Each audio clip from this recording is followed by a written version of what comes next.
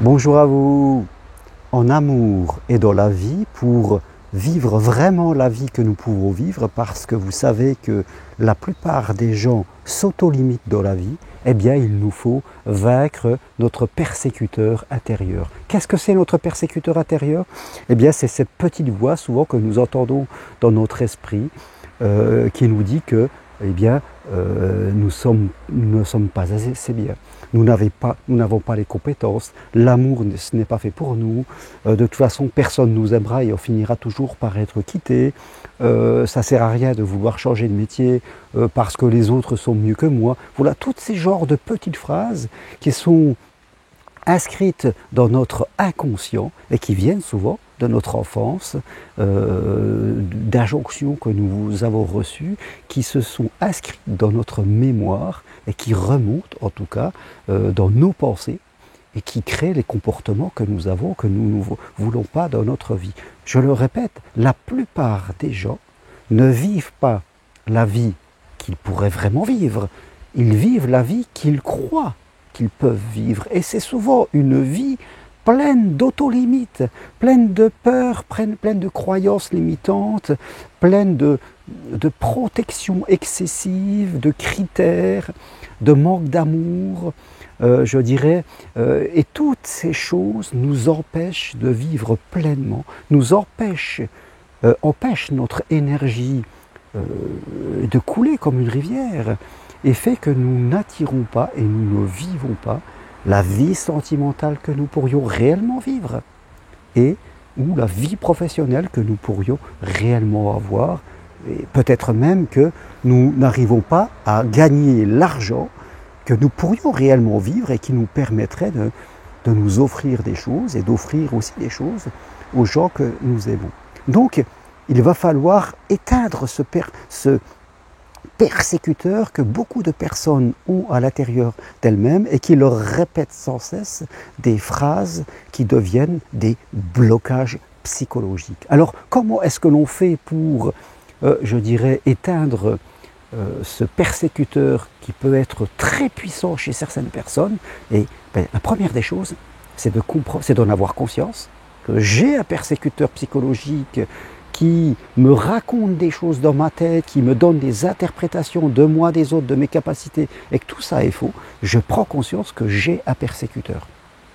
Je prends conscience que ce persécuteur, ce n'est pas la vérité. Donc je ne m'identifie pas à cela.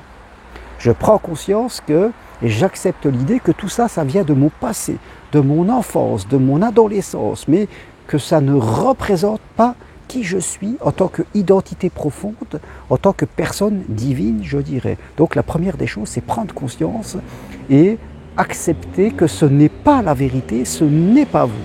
Puis, il va falloir faire ce travail de reprogrammation. Bien sûr, toutes les techniques que je peux utiliser, hypnose, sophrologie, sont très bonnes pour se reprogrammer, se réciter les mantras, venir marcher à Compostelle. Il y a plein de possibilités pour créer progressivement une reprogrammation, et petit à petit, eh bien, on voit que de nouvelles idées sont intégrées dans notre inconscient, qui est notre mémoire. Elles vont tout doucement changer les programmations que nous avons.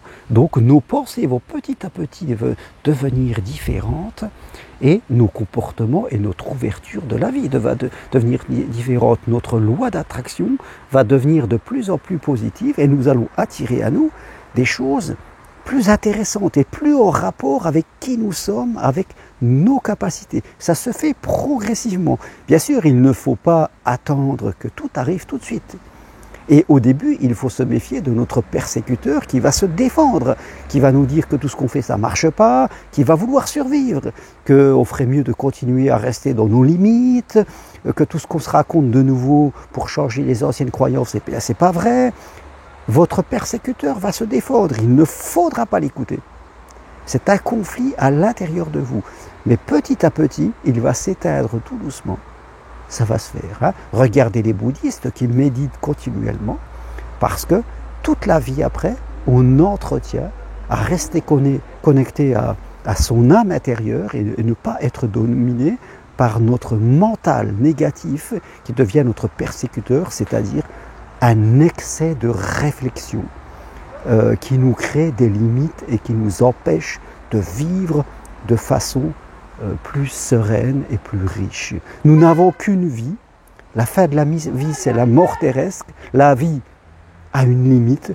Donc je crois que nous ne sommes pas sur Terre pour nous protéger. Nous ne sommes pas sur Terre pour nous replier sur nous.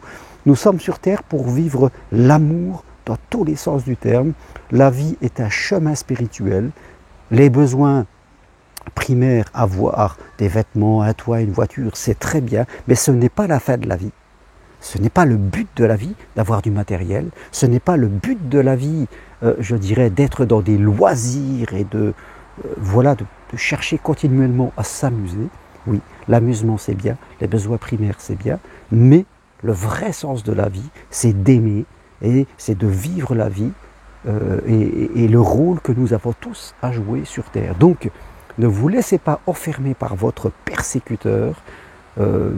Prenez la décision de le combattre, de progresser pour aller vers la vie que vous pouvez vivre. Donc, et si vous voulez aller plus loin, prenez rendez-vous avec moi, c'est possible pour une consultation à distance, que ce soit pour votre vie sentimentale, votre vie professionnelle ou toute autre chose. Vous pouvez venir marcher sur la dernière marche du chemin de Compostelle, il reste 2 places pour la dernière marche du 28 septembre au 1er octobre, 4 jours où vraiment là, ça va vous transformer profondément. Et puis si vous voulez changer de métier et avoir une formation coaching, une formation à la reconversion pour aider les autres et pour faire le métier de psychopraticien, eh bien suivez ma formation individuelle, possible à distance de chez vous. Je vous dis à très bientôt et je vous le répète, soyez l'acteur de votre vie. Ne vous laissez pas piéger par votre persécuteur mental et ne vivez pas la vie que vous ne voulez pas et ne subissez pas. Cette vie, c'est important. La vie humaine passe très vite. J'ai 61 ans, je vois comme ça passe vite. Et aujourd'hui, j'ai des projets, j'ai des envies parce que je sais que tout ça peut s'arrêter d'une minute à l'autre. Toutes les infos sur ce que je propose sur mes sites, germainroncari.com, parenthèse-compostelle.com et sur le texte qui accompagne cette vidéo. Je vous dis à très bientôt, merci et si vous aimez, appuyez sur j'aime. Au revoir.